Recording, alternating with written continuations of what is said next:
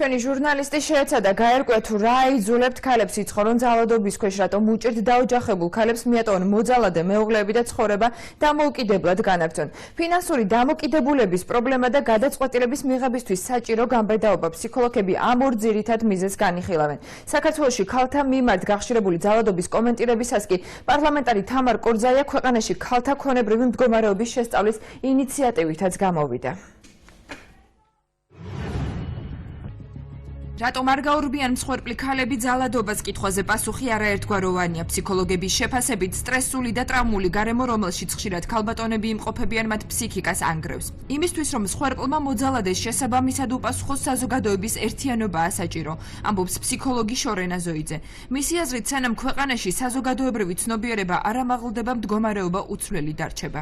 სტრესული და ტრაუმული გარემო, რომელშიც იმყოფებიან ქალბატონები, ანგრევს მათ ნებელობის სფეროს.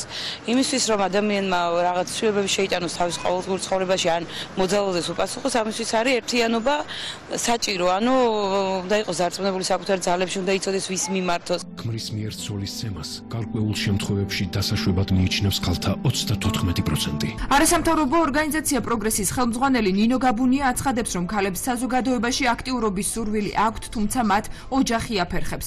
მათ დამოუკიდებელი გადაწყვეტილების მიღებაც ამ მიზეზით უჭირთ. სტერეოტიპები არიან სწორედ ყველაზე დიდი ხელის შემშლელები იმ საკითხში, რასაც ქალთა აქტიურობა ქვია. ქალი იწვის, რომ მას უნდა რომ იყოს აქტიური, ის მზად არის, მაგრამ თუ კი ამას ოჯახის წევრები აკონტროლებენ ან უსმენენ, ის აუცილებლად იტყვის, რომ ქალი უნდა ოჯახში იყოს და მხოლოდ ოჯახის საქმეს აკეთებდეს. საპარლამენტო უმრავლესობის წევრი თამარ კორძაია საქართველოში ქალების ქონებრივი მდგომარეობის შესწავლას გეგმავს. როგორც კორძაია განმარტავს, ამ კუთხით საერთაშორისო პრაქტიკის შესწავლაც არის საჭირო.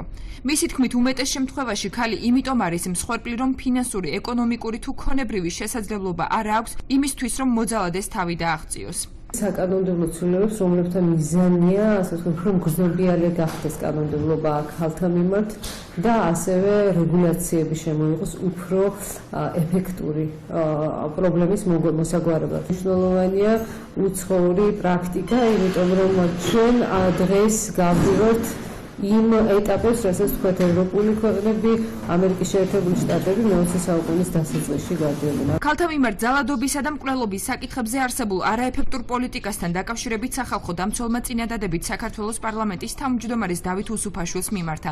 ომბუდსმენი ითხოვს განსაკუთრებული მსჯელობის საგნად იქცეს ქვეყანაში ქალთა მიმართ ძალადობის საშიში ტენდენციები. ცხელი ხაზი ოჯახში ძალადობის მსხვერპლთა დასახმარებლად.